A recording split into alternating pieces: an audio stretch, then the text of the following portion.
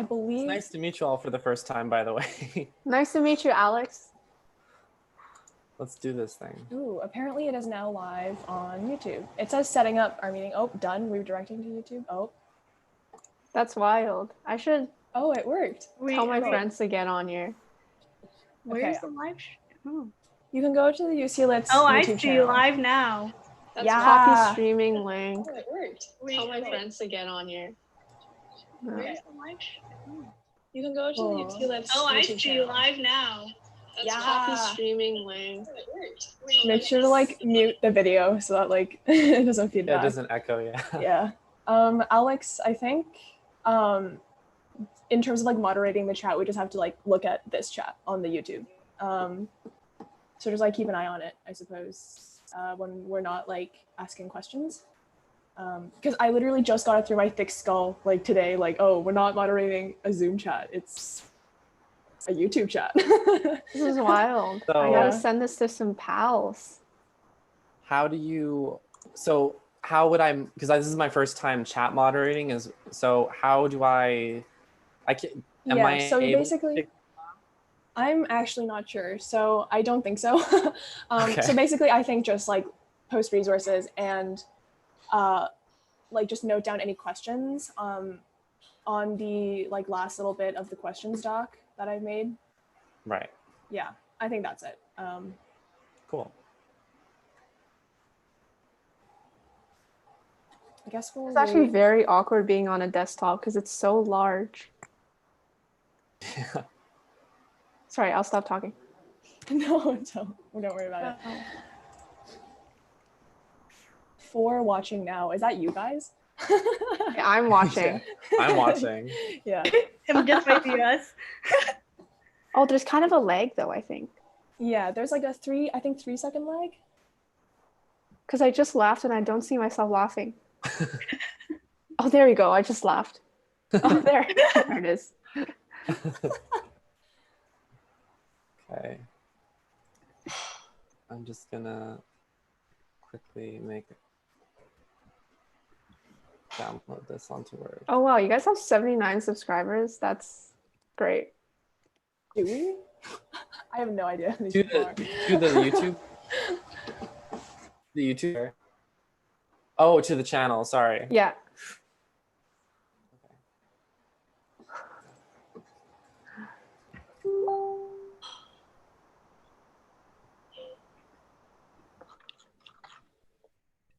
My YouTube recommend is like whack at this point.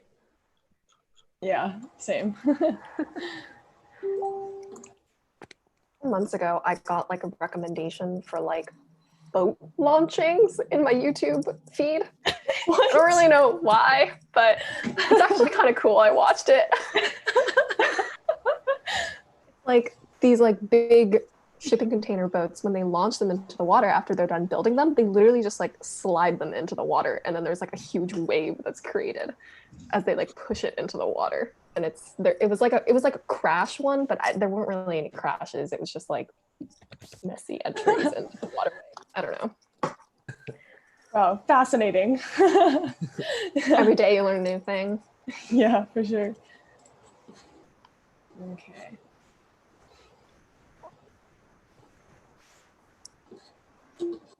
Yeah, it is weird watching yourself play back. Yeah, especially because like your image is like reversed. Yeah. Yeah. Oh, yeah. For those of us without like perfectly symmetrical faces, it's like jarring. Damn it. Yeah. Apparently, Shania Twain has an extremely symmetrical face. I believe that. Yeah, there was like a research done on this. Someone had too much money and time on their hands. Yeah. We're Yeah. gonna examine Shania Twain's face. She is very gorgeous. I don't know if I should be saying all of this. As we're live. Shania Twain is gorgeous. Stan her. Okay, we have 3 more watching now.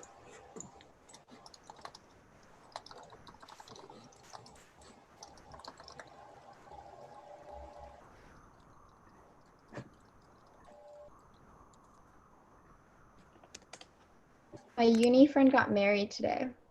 What? Wow. Yeah. How did they do it, like in a Just posted pandemic? on Facebook.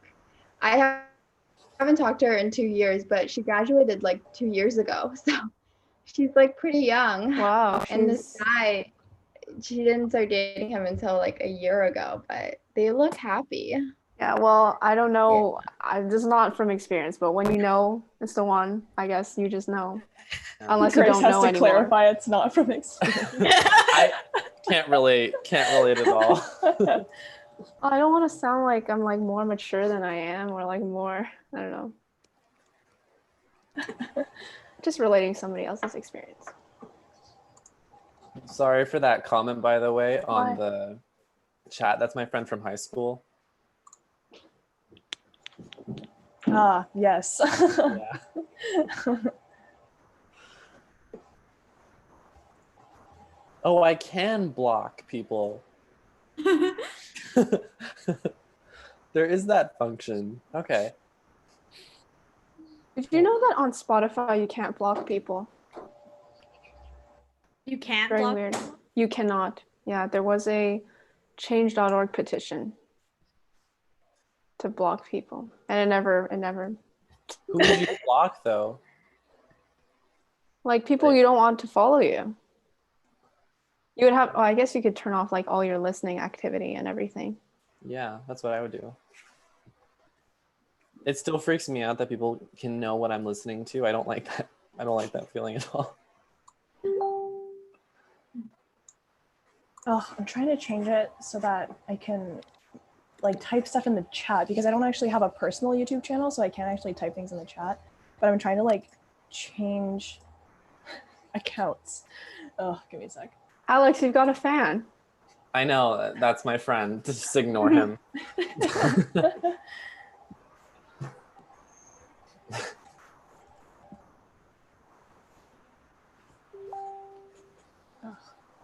Wait. Okay. I'm gonna try and organize my laptop space so that I'm not, so far all my pages are crowded.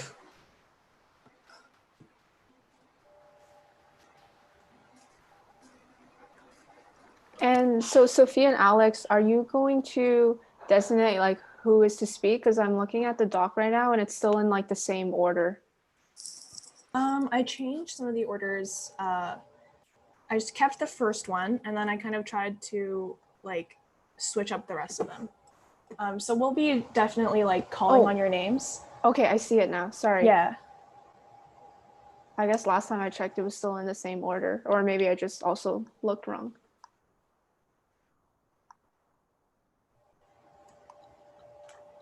Oh, Sydney already has a question. I'm putting it at the end. Yeah, that's good.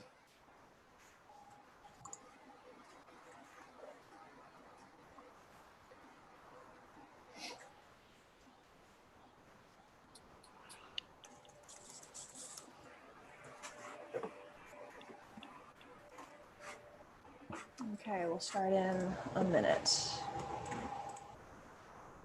Yes, I made it into our account. Okay, I can say stuff now. Nice. Cool. Hi, Leap UofT. Someone just typed. I swear if that was Christine, I'm just gonna. Who's that's not, I don't know who watching from Leap. That's what they would call clout, right? Okay, cool. It is 8 o'clock, so I guess we will get started. Welcome everyone. This is Together Tuesday, a live stream event hosted by the University College Literary and Athletic Society here at U of T, otherwise known as the UCLit. This is kind of a part of our summer virtual event programming, so thank you for being here. My name is Sophia, and I will be one of your moderators today along with Alex. Today we'll be having a discussion with some wonderful climate activists at U of T and discussing with them what it means to be a climate activist of our age and in our generation. Their personal experience with climate activism, the challenges associated with the work, and how people can get more involved. Before we go any further, we at the Sustainability Commission would like to acknowledge the land on which U of T operates. The land we are meeting on is the traditional territory of many nations, including the Mississaugas of the Credit, the Anishinaabeg, the Chippewa, and the Haudenosaunee, and the Wendat peoples, and is now home to many diverse First Nations, Inuit, and Métis.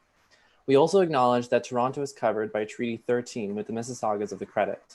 My name is Alex Levike. I am a 22nd generation Canadian, and I'm currently living on unceded Indigenous land. I'm a descendant of settlers, as my father's family's lineage can be traced back to the first French people to arrive in Canada from France. Although I've never personally grown up in Canada and am therefore not very familiar with Indigenous history, I commit to learning more about and advocating as the best ally as I can be for Indigenous autonomy and land sovereignty. Canada's long history of cultural genocide has resulted in profound Indigenous suffering, and I must act as an agent for change. As a settler descendant, I'm aware of my history and am fully obligated to support Indigenous communities in their attempt to reclaim land and culture. For more Indigenous history in Toronto and Toronto land acknowledgements, see the link my fellow moderator will be sending onto the chat right now. Cool, thank you, Alex. Before we start, we would like to cover some basic housekeeping items. The live stream will be approximately an hour, including this introduction. About 35 minutes of discussion with our panelists, and hopefully some time at the end for our panelists to answer some audience questions. Please direct any of your questions into the YouTube live chat, and we will make a note of them. We will also post a compilation of any mentioned resources, as well as our respective socials on our Facebook event page for those who want to reach out and get involved. The UCLit does not tolerate hate or discriminatory speech of any kind, and moderators will ban those who are maliciously disruptive. Okay, and since that's out of the way, we can get started. We'll start with some introductions. I will start. Hi, everyone. My name is Sophia. I go by she, her pronouns. I'm going into my 4th year in ecology and evolutionary biology, and I'm your sustainability commissioner here at the UCLit. This is my 2nd year in the position, and I think it's safe to say that I'm learning new things on the job every day. The commission is here to represent student concerns, especially UC students, on sustainability issues within our college and beyond, whether that be in the form of resources, events and actions, or new council sustainability policies. We kind of do everything related. One of my personal goals for this year is to involve the commission in more politically consequential issues, beyond the DIY and kind of BYOC events the commission was known for in the past, and to decenter kind of this narrative of sustainability off of lifestyle and onto more climate advocacy and justice. Because one cannot be an environmental advocacy or sustainability group without also addressing the civil and human rights issues that are inseparable within the climate emergency. To do this, collaborating with other environmental justice groups in and around U of T is super important, which is why I'm really glad to have some of these awesome people here today from Leap UofT, UTEA, and VUSAC Sustainability to talk about their work and experiences. So let's keep going with some more introductions, starting off with my co-moderator, Alex. Hi, everyone. My name is Alex, and I use he, him pronouns. I'm going into my 2nd year in sociology and political science. My majors have greatly influenced my choice to become involved in the Sustainability Commission. I believe that climate change is something that intersects with many facets within our society. In my classes, we talk about all sorts of isms, and while all are important in and of themselves, it's important to acknowledge that climate change is rooted in a power structure that intersects from these same dominative roots. Roots that, as I'm sure our panelists are aware, is integral in understanding the climate crisis and also important to understand and know when collaborating with organizations and groups on campus or off campus. And I'm very excited to hear our panelists that are here today with us. And I'm excited to hear your work in climate advocacy. So let's start off with Layla. Hi, everyone. So I'm Layla. I use she, her pronouns. I'm entering my 3rd year, majoring in environmental biology and environmental geography. And I'm serving as the Sustainability Commissioner at VUSAC, which is the Victoria University Students Administrative Council. I always forget that because it's very long. And so the commission basically operates in a role that's very parallel to what Sophia described at UCLit. It's just at Vic. And I've worked with the commission personally over the past 2 years as a general member and a co-chair. And And through my position, I think I primarily focused on affecting change at VIC, so primarily at the college level, or more specifically at the federated college level, which kind of introduces some unique challenges into the mix. And I also operate just within the broader VIC Student Council, which means I work sometimes on other student governance initiatives within VUSAC. And now let's hear from Grace and Chengxi. Hey everyone, hello from Winnipeg. I'm Grace. I go by she, her, and I'm heading into my 4th year at the Faculty of Arts and Science. I'm double majoring in English and environmental science. Also, I'm not sure where to look. So I'm one of the co-presidents for UTEA, which stands for University of Toronto Environmental Action, along with Chenxi. So at UTEA, we do a lot of policy-based work and obviously environmentally based. Raising awareness and committing to action on pressing environmental issues, including and not limited to Indigenous water rights, sustainable energy, and climate change. And yeah, so overall, we advocate for more effective government policies to address these issues at the municipal, provincial, and federal level. And we also work on campus sustainability policies as well. Yeah, like Grace said, I hope you guys are all having a good night. I'm Chenxi. She, her pronouns are fine. So I'm going into my 4th, thankfully last year at U of T. So I'm doing a double major in political science and environmental studies with a minor in environmental ethics. So UTEA, as Grace said, we really try to translate policy learning into action. Like with me in political science, I really didn't know how to, use the learning that I did and put that into action and try to make sense of how to, do more. So I think that UTEA really tries to encourage students to use what they learn in class and to, use this learning platform that we have to try and stand against injustice and environmental degradation. And now let's hear from Christine and Julia. Good evening, everyone, or good morning where Chenxi is, or good afternoon, wherever you are. My name's Christine. She, her, or they, them pronouns are cool. And first, I want to thank Sophia, Alex, and UCLit for inviting us here today. Just a warning, I'm not qualified to talk about any of these things, so take my words with like a grain of salt. But I just graduated from U of T, completing a double major in environmental science and environmental geography with a minor in urban studies. I've been organizing with Leap since my 2nd year, so a little over 3 years now.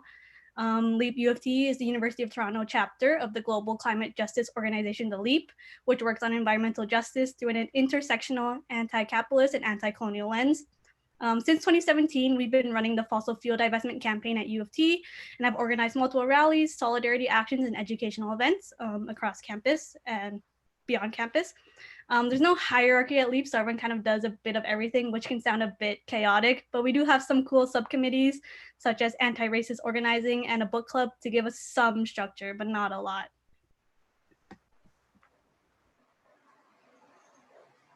Forgot I was muted. Hi, everyone. I'm Julia. I also use she, her pronouns, and I just graduated from philosophy and literature and critical theory. I'm also here with Leap, so Christine's already done our intro for that. But I'll also just mention that I'm on the board of OPIRG Toronto, which is an environmental and social justice organization that supports a number of groups of action groups on campus, including Leap. And I'm really excited to talk about some of the things that we've picked up organizing with Leap over the past few years. Awesome. Thanks, Julia. Thank you again to everyone for being here today. So without any further ado, we'll get started with some questions. Alex, take it away. All right. I think it's proper to start off with just asking, how did you guys get involved in climate activism? So let's start with Layla. How did you get involved in climate activism? Yeah, so I think throughout high school, I had been involved with a lot of clubs and causes that were focused on like traditional aspects of sustainability. So those things being like park rehabilitation and conservation work, and I help run my high school zero waste club. But I don't think it was until I entered university that I really started to think more seriously about climate activism. I think my growing interest over the past 2 years has certainly been fueled by just the ability to interact and learn from individuals within the climate advocacy and activism communities across campus and in Toronto. But it's also been supported, I think, by global movements, such as the protests in September and Fridays for Future. So, thank you. And Grace, how about you? So I started more also actually untraditionally. So I started in grade 10 as kind of a climate denier because my geography teacher was a climate denier. Anyway, so thankfully I had like progressive high school friends to like pull me out of that, but it made me very humble. Hopefully I still am. But yeah, so I'd say in high school, just learning about it mostly through coursework, and some of my friends were in our school's like environmental action club. And I think the experience that really made me think more deeply about the environment in general, like on both a scientific level and like a philosophical level, is before grade 12, I went on a research trip to the tundra, so in northern Manitoba, where there's like polar bears and no trees. And that was a really formative experience. And then in university, I was looking through clubs, and UTEA really caught my eye, and thankfully I got in, and that's where I started. And I'm still like really just at the beginning and still learning lots, always. Thank you. And Changxi, what about you? How did you get involved? Yeah, so I think I didn't really have the traditional like experience growing up because I grew up in Canada, but then I went to high school in an international school in China. So growing up there was kind of different. I didn't really learn about like activism until university. I used to do a lot of volunteering for like environmental clubs, and like Roots and Shoots was big in my school. So there was like things like that, but it didn't really translate into activism until really when I went to university. And obviously in China, free speech isn't really something that's promoted. So nothing like protesting would really be allowed. It wasn't really talked about. So I think that was definitely eye-opening when I, would see these protests, mostly of America, because, their protests are like infamous. But I remember seeing the time when Trump was elected and all those protests happening. And then when he pulled out of the Paris Agreement and also those protests. And yeah, that really just like made a mark on me. I was like, oh, people do this, and like, people's voices get hurt. So yeah. I think that definitely made a mark on all of us, that Trump's actions. Yeah. For sure. And Christine, I understand you're a part of Leap. How did you get involved with them? I think this will be a surprise to people who know me now, but I was very apolitical in high school and first year. I didn't really have a revelatory moment where I was like, I want to be involved in this. Kind of just looking for something to do in second year, like to join a club, and I kind of just stumbled upon Leap's page on like the U of T club's website. I think it was like completely by accident, and then like I read their mission statement, which was around fossil fuel divestment, which was something I'd never really heard about or like got involved with before. So kind of just getting pulled into that world out of like sheer curiosity, and 3 years later I'm still here. Thank you. And Julia, how did you get involved with climate activism? Yeah, I mean, like Christine, I was not really like politicized at all in high school, or at least like I wasn't involved in kind of any activism or organizing. So I would like read a lot of politics, but I had no kind of sense of how that like translated into action in any way. So I think by the time I got to university, I was feeling like very overwhelmed and helpless at the state of the world, because I had some inklings of like, wow, capitalism is destroying the planet, but had no sense that there was like a movement of any kind. And then I happened to be on 350.org's mailing list in the fall of first year, and I got this email about this big like anti-Kinder Morgan action that was taking place in Ottawa.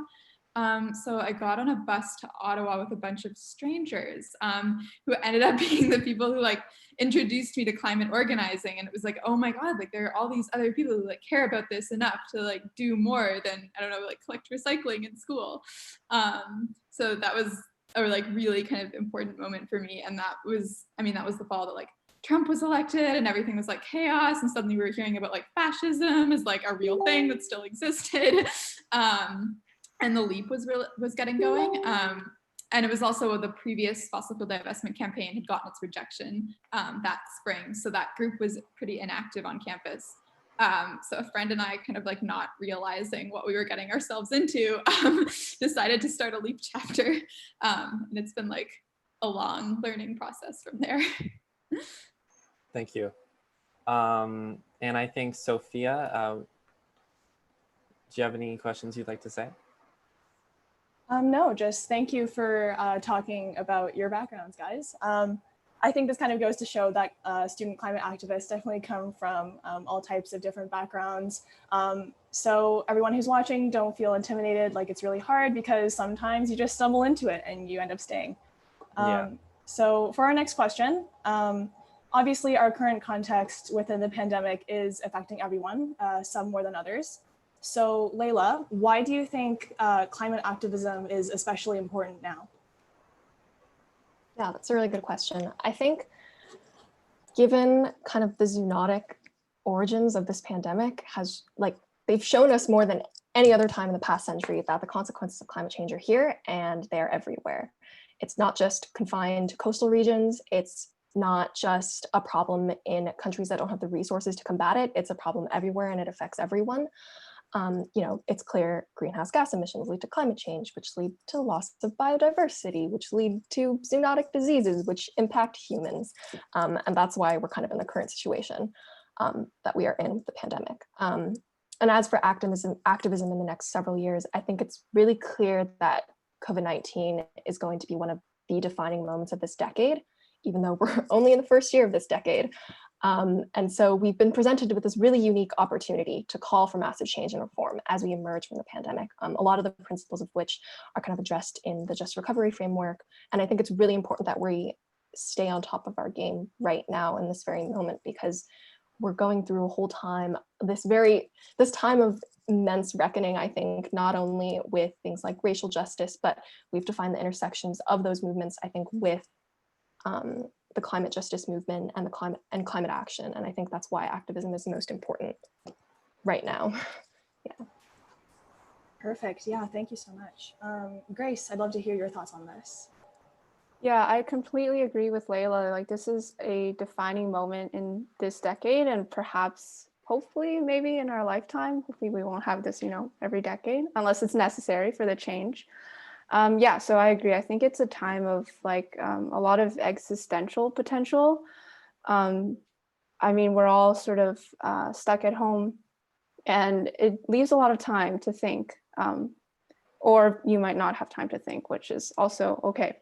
But yeah, it kind of offers us a preview of the damages and the tragedy and the pausing of life that climate change could inflict on us, and even worse, and with ramifications that we might not even understand right now.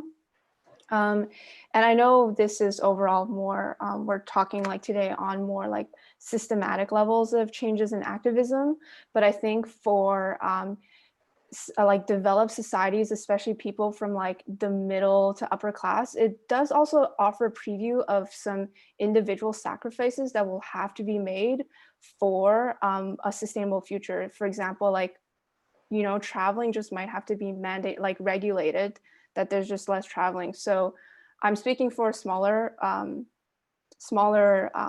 preview of the population, but you might identify in that population. So it is a very interesting time and important time. Yeah, for sure. Junshi, do you have anything to add to that? Yeah, to be nitpicky about the question, I guess, I don't know if climate activism is honestly the most important right now to be discussing, because I feel like it's a really good platform and it should be something that should be prioritized always. Climate change is obviously something that we all believe in and we all really strongly want to change. But I think that right now, climate activism is a really good way to make visible the multitude of intersecting issues and, the priorities that just society needs to address right now. So obviously, like the Black Lives Matter movement and, you know, Indigenous rights is a huge thing always in Canada and in America. But I think right now, especially during this pandemic and everything that we've seen going on, it's never been more apparent. The continued existence of, you know, wealth inequality, neoliberal capitalism, white supremacy, racial injustice, all of these issues are so directly in conflict with everything that we want in society, including, you know, climate action and environmental restoration and eventually a societal just recovery. So I think that when people talk about saving the planet right now, it really requires addressing, and forever, I think it really requires addressing these injustices and battling with these larger, you know, intersecting issues that are always going to have an impact on the way we live. So I think that right now, climate justice and climate activism is a really great way to make that change happen and to make people realize what's really important. Yeah, for sure. The climate emergency definitely is not separable from all of these civil and human rights issues as well. Speaking of which, I know LEAP is definitely involved in a lot of these intersectionalities with environmental advocacy. So Christine, do you also want to speak on this? Yeah, I think we're seeing in real time, like multiple cities, governments, provinces, whatever level you want to think about it, pulling back environmental regulations, you know, handing out billions in fossil fuel subsidies while cutting funding to essential services like education, and, you know, essentially taking advantage of social distancing guidelines. For example, Alberta tried to pass a law essentially making it illegal to protest the construction of pipelines. So in this particular moment, I think it's really important to show governments and corporations that we're still paying attention and we're not okay with them exploiting a pandemic to build unnecessary fossil fuel infrastructure and like further entrenching us in this world based on extraction. Yes, very, very true. Julia, you had something to add to that. Yeah. So as Christine was saying, I think like really broadly, like we're seeing right now, obviously that corporations and just the powers that be in general are working really hard to figure out how to exploit this moment of crisis. So these are all, and a lot of these are the same kind of tactics that have been used for years, taking any crisis and using it to push through whether fossil fuel subsidies, regulations that hurt our ability to organize. But these are all kind of really being flung into relief right now at this moment where, you know, we have a decade really to like get on track to avert absolute like climate catastrophe. So it's really important in this moment that we're, yes, like continuing to do like climate activism, but also making sure that as we're doing that, we're doing it in a way where we're working against all of the manifestations of how this crisis is being exploited in order to get to a just recovery. So climate activism is a really important part of that, but it's also a moment when climate activists really have to learn, if we haven't already, how to show up for other parts of the movement, like Black Lives Matter, like all the other ways in which people are organizing for a just recovery.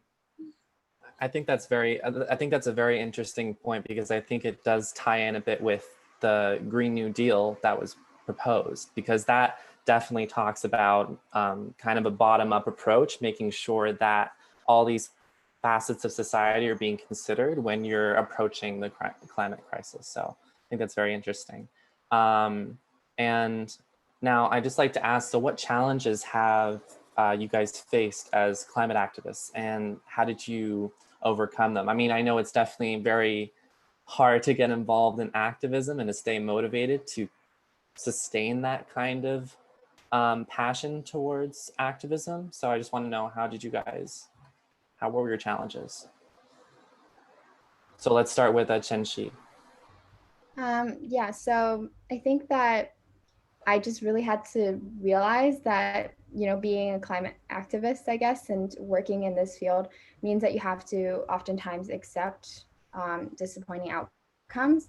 You know, in climate advocacy, sometimes the policies that you want to advocate for, or that you really believe should be changed, don't end up being changed, and governments just don't listen, or there's no outcome, or just disappointing outcomes from what you've been trying to work on. And I think overcoming this is pretty difficult. I'm pretty sure all of us can kind of relate. It's not easy, you know, to feel like you didn't really make a difference as much as you wanted to. But I think that personally, having the background that I have and knowing that a lot of people don't have voices, like billions of people in this world can't even speak out at all, they'll probably get arrested or, worse, they could never be found, never have a fair trial.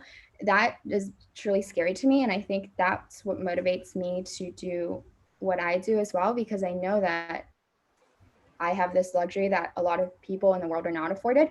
So, it makes me more appreciative of my position and makes me aware that I can't just stand by, and I should use this platform because it's not given to just everyone.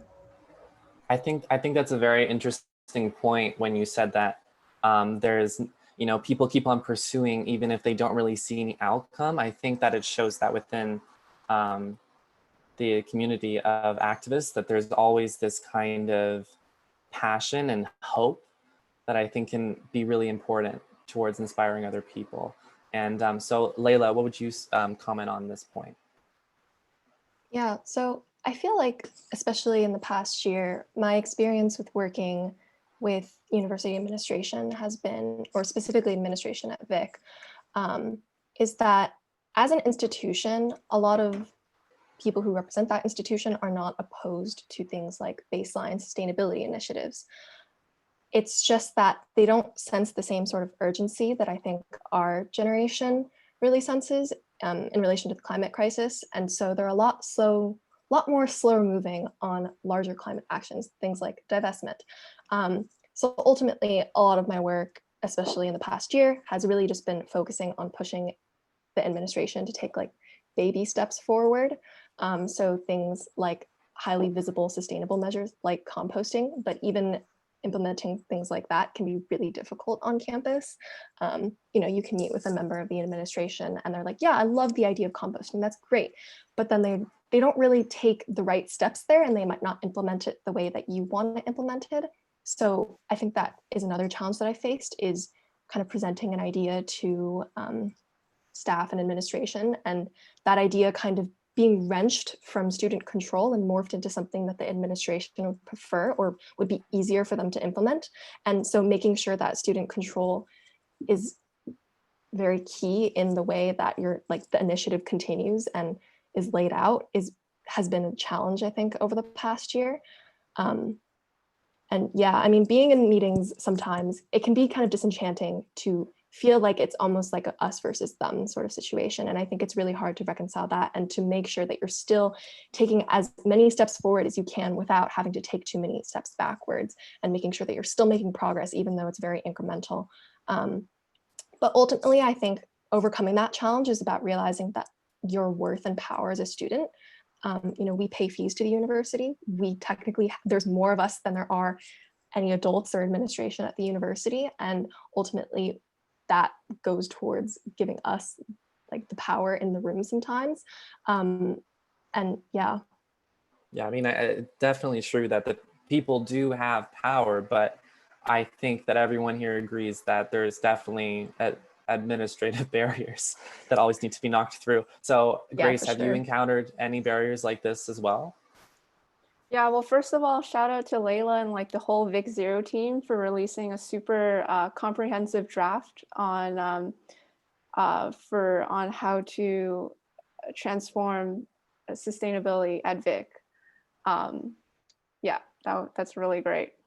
I would say I completely agree with both Chenchi's and Layla's point. There's administrative barriers and there's barriers everywhere, and I'm thinking of the digital barriers, and I think we no longer live I don't think the main saying should be like we live in an age of information. I think it's like we live in an age of disinformation, which really concerns me and makes me personally feel like I'm not sure, like I feel like it's climate change and all the intersecting issues are very complex and can be easily manipulated. So I think that's a challenge for me. I mean, I was a climate denier in grade 10. So as you can see, people can be easily manipulated and convinced of certain ideas. So I think a challenge right now is like how we approach climate change and climate information digitally.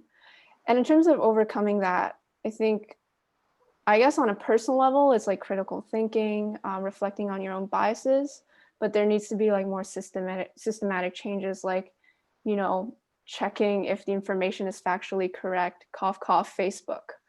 But yeah, that's what I'll say. Thank you. That was really insightful. And Julia, would you like to also comment on any challenges that you've experienced? Yeah, for sure. I'm gonna start like really basic and talk about time, because you know, in like at U of T and you know, living under capitalism in general, there's a lot of pressure to be hyper productive, and it's really easy for an institution like U of T to kind of consume all of your time, your entire soul, and then it feels like, you know, you really have to justify any time spent doing anything else, which is really hard when you're trying to like situate yourself in this long haul struggle against the fossil fuel industry and capitalism. And it feels like the things that you're doing, you know, all of the small little things will never be enough. So I guess figuring out so one like kind of really important like learning step for me was figuring out that like how spending a certain amount of time, just like deciding you're going to spend, you know, however much time you can engaged in something that feels meaningful aside from like academics or all these kind of like checkmark resume things, actually like helps you ultimately function better in like the rest of your life, when you feel like you're doing meaningful work and you are doing meaningful work. And then on the flip side of that, kind of coming to know your own capacities to avoid burnout, because like the flip side of like that hyperproductive culture that keeps you from doing activism is also like the hyperproductive culture where you try to give more of your time than you can. So figuring out a balance that like lets you feel like you're, you know, spending your time meaningfully, but that you can like continue to give from yourself. And also, and I get the other kind of main thing is, I guess, imposter syndrome. It's like feeling like I'm not qualified to be talking about or doing any of this, because in general we're like not taught, like none of us are qualified for this. Like we're not like taught systematically how to like, you know, make meaningful change for like a very specific reason. So kind of learning how to be patient with yourself and having this like personal commitment to like reading and learning, and really like allowing this like slow process of building confidence, and feeling more capable and listening and learning constantly from others who've been doing the work. And like just knowing that if you're genuinely kind of coming into the work with good intentions, I mean, you're committed to doing the necessary learning and unlearning, there is space and time for you to be part of this work. Thank you. That was insightful. I agree with what you said about like feeling like you're an imposter in like this huge crowd of people activating. I know I can relate to that sometimes. But I think you brought up a very important point that sometimes you do feel like it's just you, but I guess that's like the beauty of activism. It's that it's not just you, right? Like there's many, many people that care about what you care about. And on that note, Christine, how do you stay motivated amongst your own challenges with activism? I think two feelings I resonate with really hard, or a lot of young people are being overwhelmed and like a sense of nihilism. So it's easy to fall into this mindset that like nothing matters and we're all going to die anyway. You know, like doomerism is like a big thing now. But this kind of works to the advantage of those in power, right? Like they want you to feel hopeless and constrained so that you don't act against them. And, you know, when I think about it like that, I don't really want to be doing the enemy's work for them. So kind of just like shifting my mindset, but also I think giving myself permission to let my imagination expand and like imagine a different world, like asking myself questions like, what does a world not built on fossil fuel extraction look like? And like, why is that a world I want to live in? And how can we get to that world? And I think another big challenge for me was like not coming from an organizing or political background, like I mentioned in my introduction. So I think continuing to show up and do the work, especially doing the work in a supportive community, kind of helps you build that foundation or that background. And, you know, as a child of immigrants, we're kind of taught to like not act out of line or like don't get in trouble by going to protest. So my advice for people is just to keep doing it until your mom just has to accept that this is your life and these are your decisions. And just remember to always text her that you're being safe as possible. And like force her to attend all your webinars so you come to a mutual understanding. Like don't try to get your parents into activism, but like understand why you're doing activism. I think that really helps, build your confidence as an organizer. Yeah, for sure. Christine, I definitely can relate to like the whole nihilism bit, especially coming from, Asian immigrant family, like nothing just really seems to matter. Actually, along the same vein, in terms of like nihilism, the kind of like outlook on, the climate emergency and climate activism is that, the facts are oftentimes super grim. Like what Julia mentioned earlier, like we have a decade to get it together. Otherwise, like or even shorter, it's happening now, before climate catastrophe happens everywhere. So how does everyone here think, how do we get the youth involved in climate activism when the facts are in fact super grim? In other words, how do you kind of step out of that cognitive dissonance, and how do you suggest others also find motivation to do the same? We can start with Grace. Yeah, so I'm definitely like still within this cloud of cognitive dissonance. I don't know if we'll ever be able to step out of it. So I guess it's trying to hone that momentum from the cognitive dissonance, as abstract as that sounds. I'm personally not, I think actually like getting involved will help one feel better. I mean, it might not make you feel less grim, but it might make you feel more hopeful, as well as feeling like the same amount of grimness. Hopefully you'll feel less grim as well, but I think it's understandable if you aren't, especially in these sort of such uncertain and tragic, but with a lot of hope. I think there's just so many, like the spectrum of emotion is just huge right now. So I'm not sure if I'm the best person to answer the question of stepping out of cognitive dissonance. I'm still learning, and I think like attending these webinars and hearing you guys talk is like very inspirational and makes me feel like, if I'm not in a good space, there's like so many other people still doing the work, and I can just like jump back in when I'm feeling better again. Yeah, for sure. We're super glad to have you here. Definitely, and also hear from you. No matter how much you say that you're learning, you definitely have valuable insights to contribute as well. Christine, what are your thoughts on this? I think the facts seem a lot more grim when you consider the climate crisis in isolation from everything, versus understanding that the climate crisis is a part of a much broader struggle against a system that is not set up to not work for most people. The climate crisis is not an abstract thing that's like looming in the background or far away in the future. There are very concrete struggles playing out right now, which we can focus on. So for example, when we bring attention to those protesting against the construction of pipelines, people can easily become involved with physically and materially supporting those on the front lines. Makes you feel productive, makes you feel like you're doing something. And once you're doing this intersectional climate justice work, where you're also engaged with all the struggles connected to the climate movement, so for example, the labor movement, migrant justice, even if we don't get a win per se for the climate movement, such as like stopping the construction of a pipeline, there's still a lot of work being done that's making people's lives materially better. So for example, trying to improve housing conditions for migrant workers, status for all, trying to get your workplace unionized.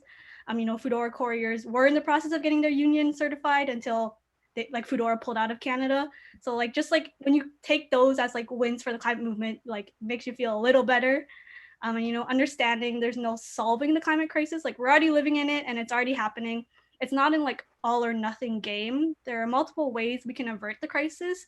Like, in other words, there are still many ways it can be less bad, and we shouldn't just give up because we can't solve it completely in like one shot.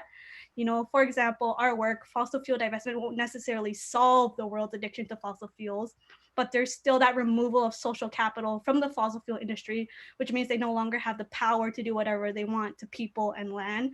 And, in the end, this is part of a broader shift of power away from corporations and nation states built on extractive economies. For sure. All awesome points. Chenxi, do you have anything to add to that?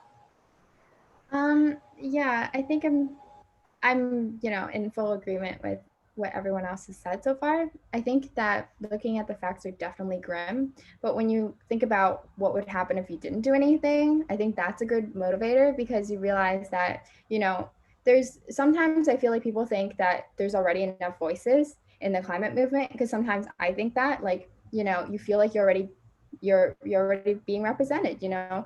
A lot of people feel like Greta Thunberg is, like, you know, the poster child for activism, and she's doing all the work, and we don't, you know, sometimes I feel like that personally. So I kind of started to understand that there is a need for multiple voices in the, you know, in the sphere of climate activism, and there's a need for, you know, so many different perspectives that are not just one person's perspective. So I think that when you think about, you know, the work that you can put in, and the fact that there's no other way really, because, you know, the facts are just going to be there. They're not going away. So you can either contribute, or you can just, you know, sit by and see if, you know, if things change. I feel like the first option is definitely. Awesome. Yeah, I especially like your point where we need to incorporate a lot of different voices and not just one, especially considering kind of the diversity of, you know, our generation and the younger people. So Layla, do you have anything to talk about in concerning our generation of youth? Yeah, I think, well, going off a little bit of what Grace said, I definitely think I have not personally stepped out of cognitive dissidence as well. I think it's a difficult thing. And I also don't think that it's necessarily entirely possible to step out of it. I think sometimes it is, in a way, a motivating factor. And I think it does drive us sometimes. And so stepping out of it and just living in complete acceptance isn't always the best thing either. And then building off of what Christine said, I think for me, trying to step out of that as much as possible was really getting involved with things and surrounding yourself with people who are working towards a similar cause. And I think by doing that, it makes you more hopeful. I think you can see that there are all these great people around you doing great things and believe in the same things. And to have those people by your side and to stand next to those people and to work with them towards a common cause, I think is what really is what can help you not forget about those grim facts, but feel a little bit more hopeful in the face of those grim facts. Thank you, Layla. That was very interesting. I think that we do have the powers of people, and based off of all your answers, it seems that climate activism is not just caring about how often you get knocked down. It's about having a goal and, you know, being determined to achieve it. And on another point, I'd like to just ask what your opinions are in terms of, do you feel that by recognizing the intersectionality of climate change, you can create more climate activism? So do you feel that there should be less distance between advocacy clubs or groups? So let's start with Grace. What are your opinions? Yes, and I think we've made that like clear throughout this whole webinar so far, that it's such an intersectional issue. And I feel like I mentioned the study to like everyone I meet because I got like really excited seeing it. But it was a study that asked experts to rank the 17 United Nations Sustainability Development Goals, SDGs, in order of priority. So how they think in what like order do you think we should tackle these goals so that it's like the most efficient? And climate action ranks behind 10 other SDGs, including reducing inequality, eliminating poverty, and gender equality. So I think it's important to keep in mind, as we've talked about in this webinar already, that it's like by working to meet these intersecting goals, we are working directly and indirectly for climate action. And I think hopefully just that awareness will bring more advocacy clubs and groups together to work more together. And I think that like overall what we're doing with the climate movement is envisioning a different kind of future than the one we have right now. And envisioning a future is everything and is everyone. And it's also okay that if you're at like a different timeline of your envisioning, we all start somewhere.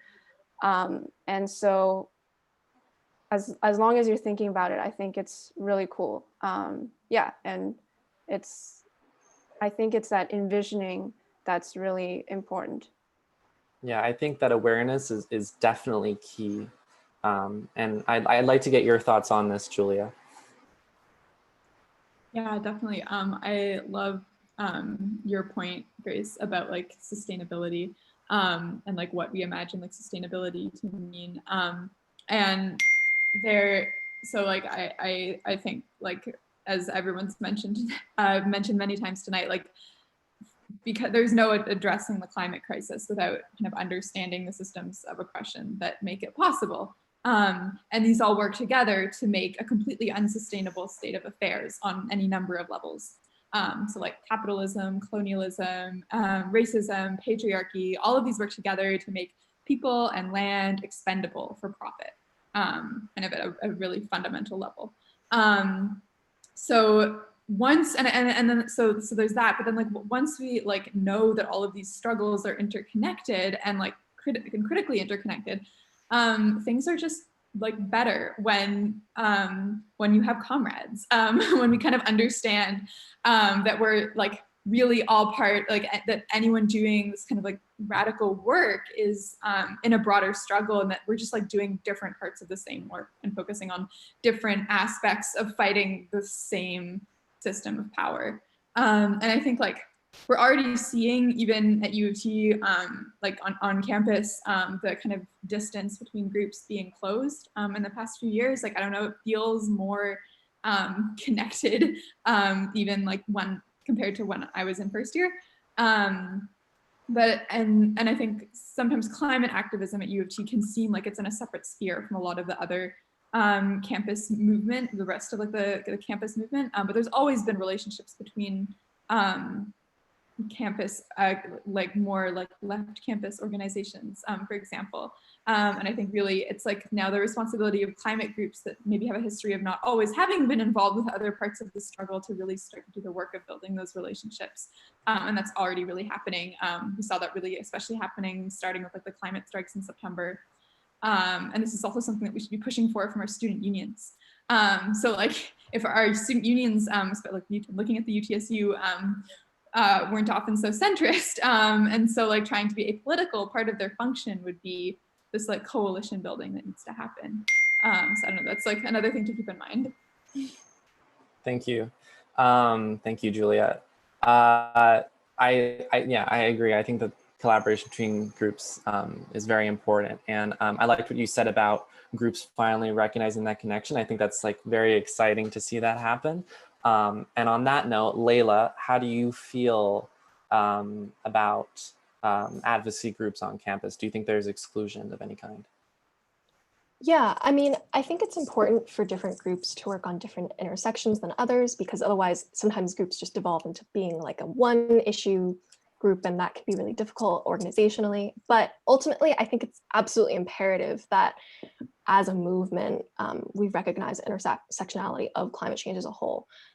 Climate change, you know, it isn't just a science problem for scientists.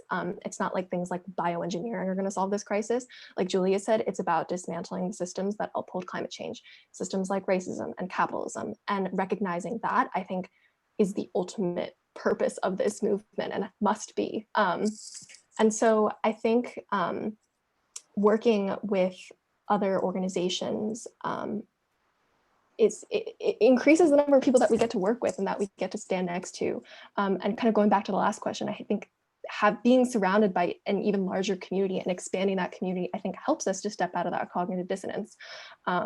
So I don't think we're ever going to benefit from exclusion of particular identities or particular intersectionalities. And I think that it's absolutely imperative that we recognize intersectionality.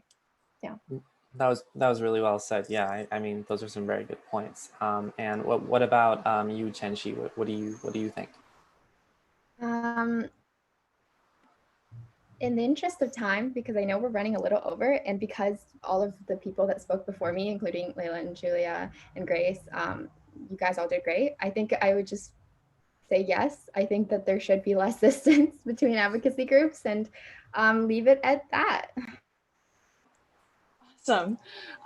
Yeah, I think that's actually the end of the questions that we had prepared. Thank you everyone for answering so well and being so articulate and well spoken.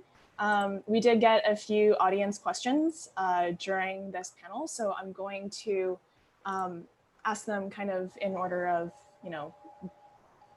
what I thought was like more relevant to our discussion where we left off.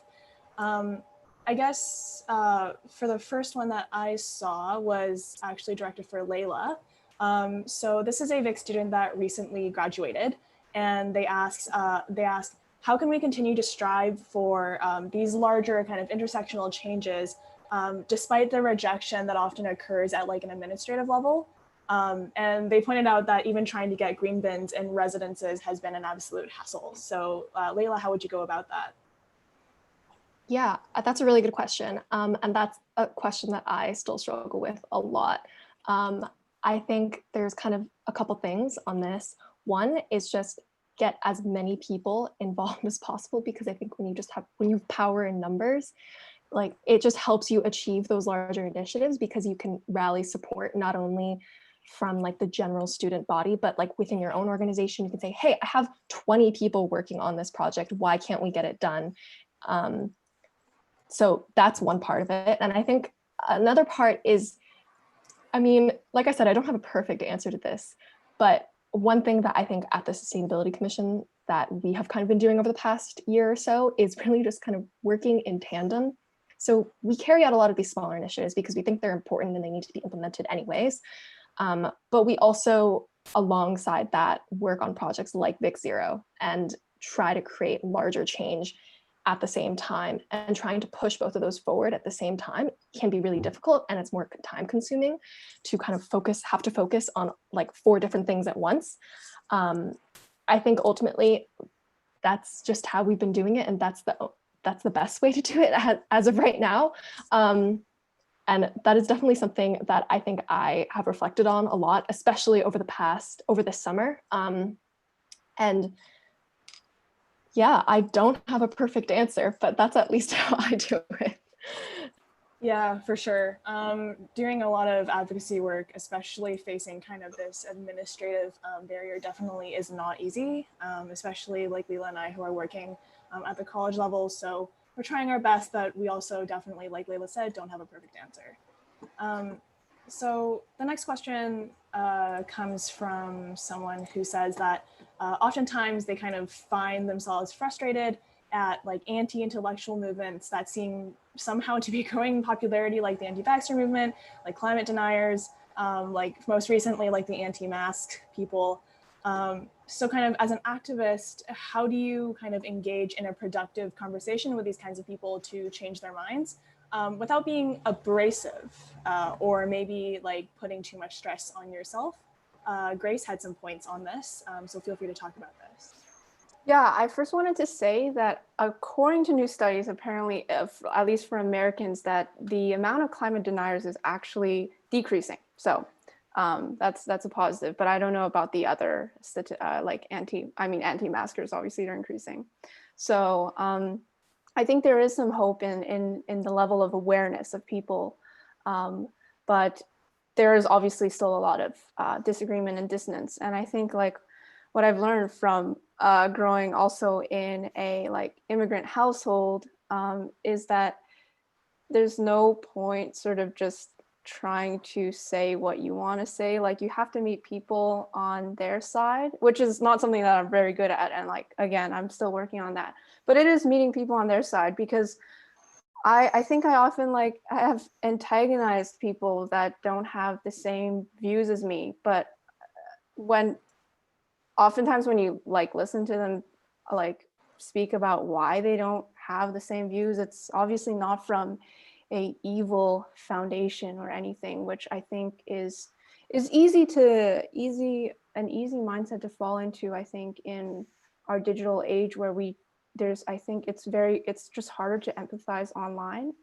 So I think on an individual level is meeting people on their side and having like more dialogue.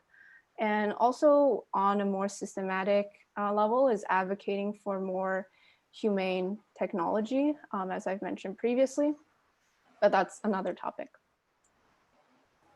Awesome. Yeah, definitely. Our next question comes from Sarah, who just wrote this in the chat. how do we kind of avoid feelings of helplessness as an individual with bigger issues like environmental racism and all of the other systemic issues that we've mentioned that require things like legislation and the government and like a higher up kind of bureaucratic system to solve? Chinxi wrote some notes on this, followed by Christine. Yeah, so I think that really just requires looking at what's happening right now, because I think that all these issues are obviously really prominent, but sometimes, you know, there are certain issues that take prominence over others at certain times.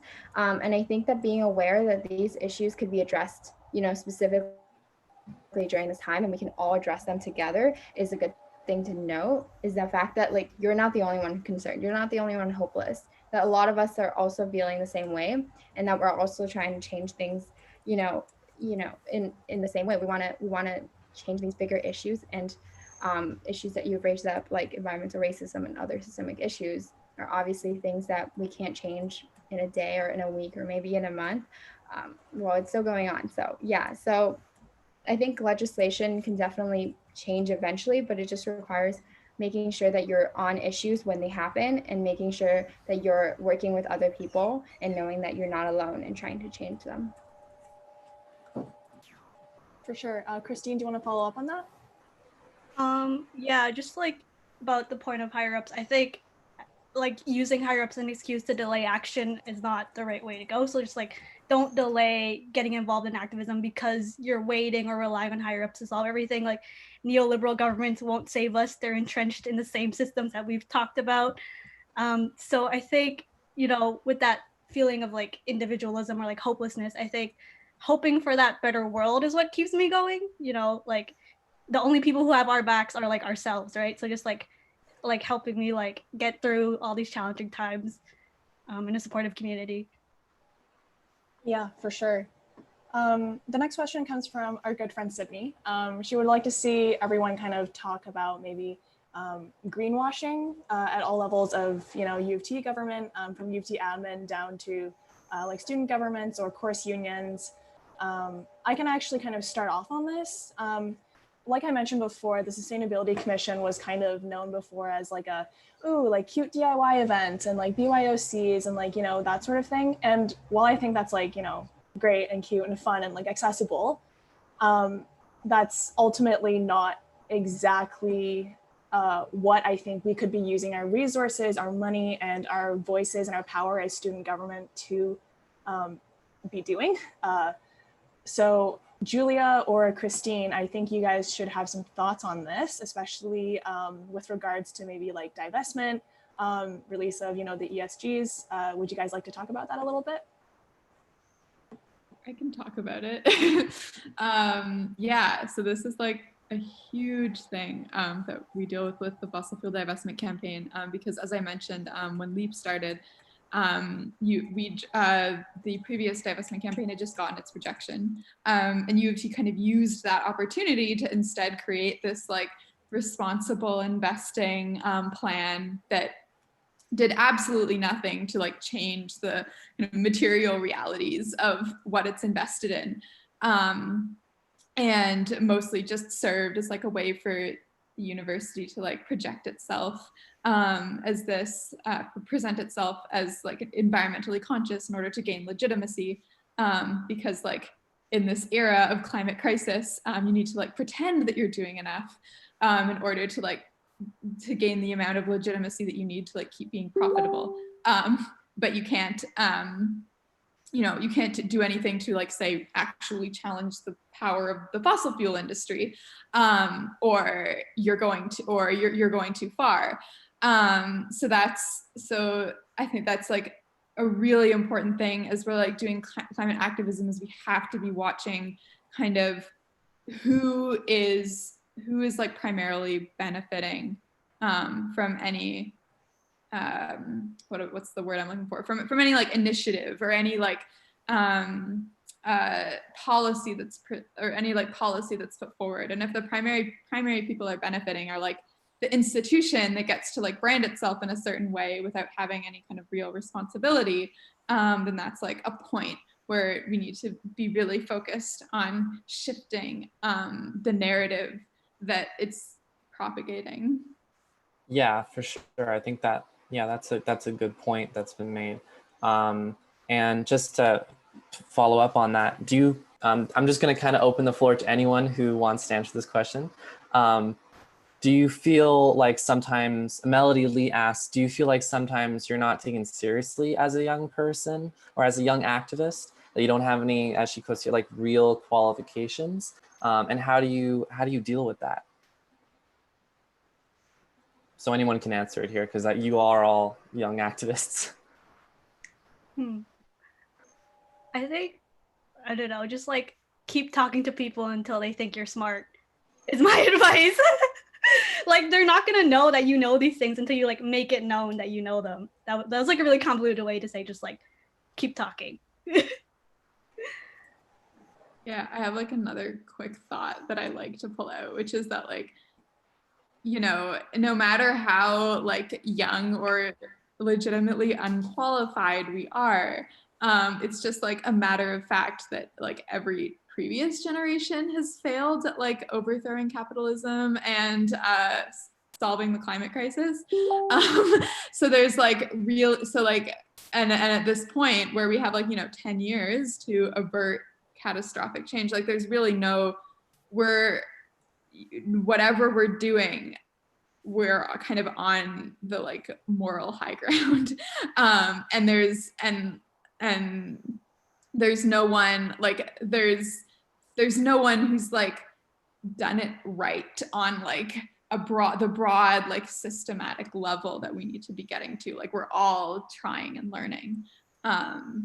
So that's a good one that I like pull out when like people my parents' age especially are like, like you're just a youth. And I'm like, the boomers. Yeah, I'm like,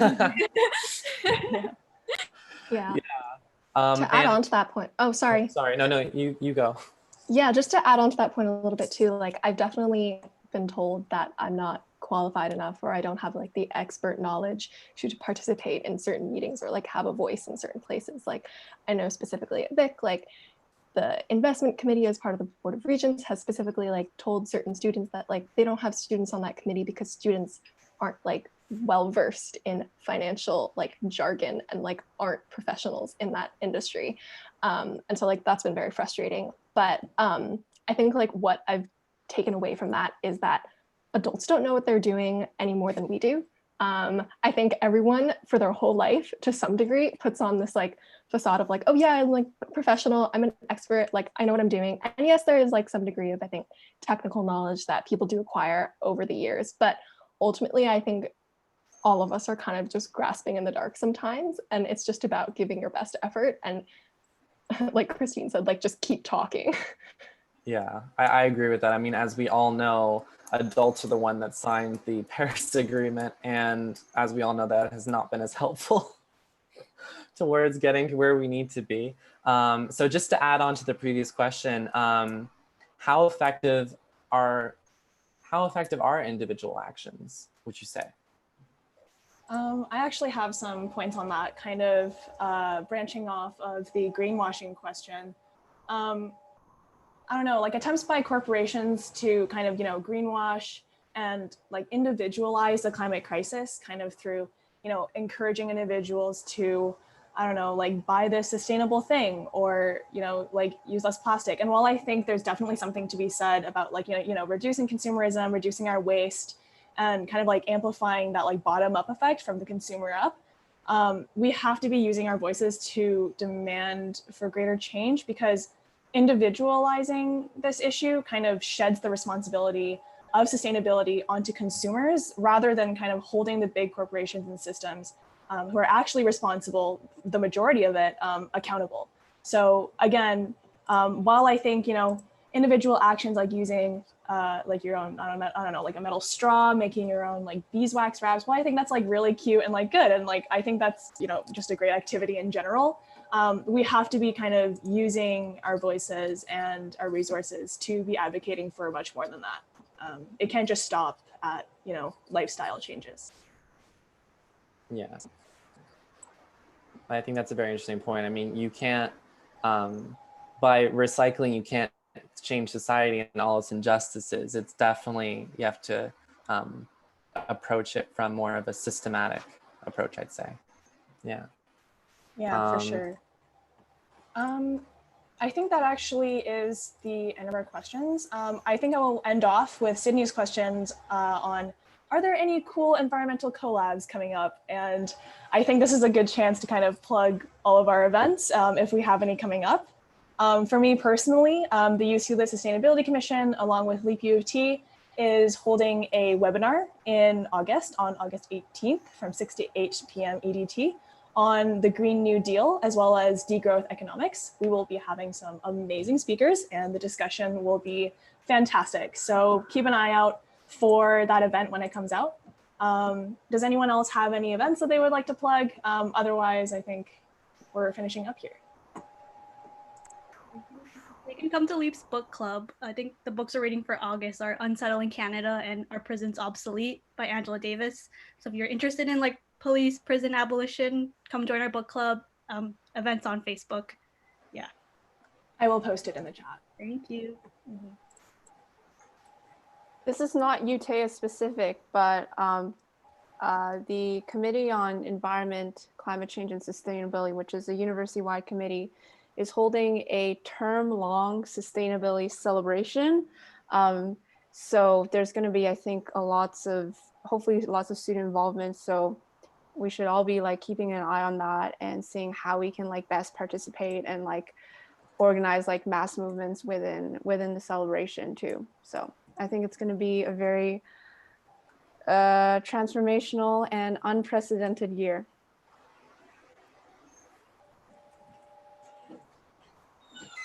Cool. Last call for any more plugs. Otherwise, I think we're finished up.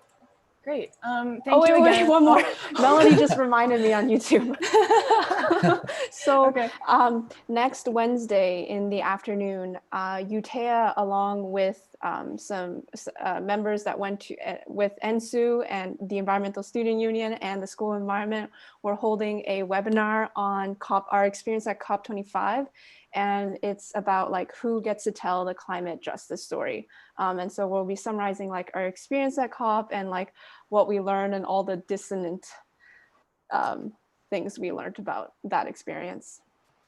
Awesome. Do you want to actually, wait, hang on, let me find the event. I found it and I will throw it into the chat. Cool. Thanks, Sophia. Yep.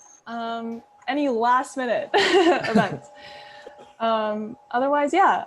Thank you guys so much for being here. Thank you for the audience who stuck till the end as we went over time. We'll be posting kind of like a list of all of the resources that were mentioned today onto our Facebook event page, along with our all of our socials, in case any of you are now inspired and want to reach out and get involved.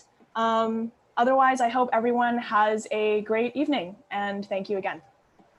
Thank you everyone for coming out. Thank you, Sophia and Alex. Thank you, everyone. Thank you for coming. That was really informative.